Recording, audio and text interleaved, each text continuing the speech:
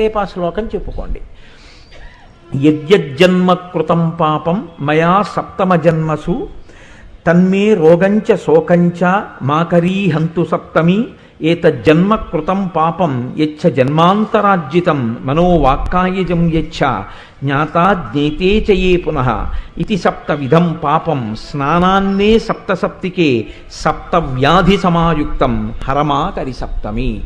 7 జన్మలలో 7 రకాలుగా చేసినటువంటి పాపముల వలన నేను పొందబోతున్నటువంటి 7 రకములైన భయంకర వ్యాధులు ఏ ఉన్నాయో వాటితో సహా ఓ సప్తమి, నేను ఈరోజు ఉదయం చేస్తున్నటువంటి ఈ స్నానము చేత ఆ దురితము తొలగుగాక అని సంకల్పం చేసి ఎవరు స్నానం చేస్తారో వారికి ఆ పాపాన్ని తొలగిస్తారు. కాబట్టి ఇప్పుడు నేను చదివిన శ్లోకాన్ని రేపు మీ అందరూ చదువుకుని చక్కగా స్నానము చేయుదురుగాక. చక్కగా సమంత్రకంగా స్నానం చేయండి, దానివల్ల ఈశ్వరుడు యొక్క అనుగ్రహాన్ని పొందండి.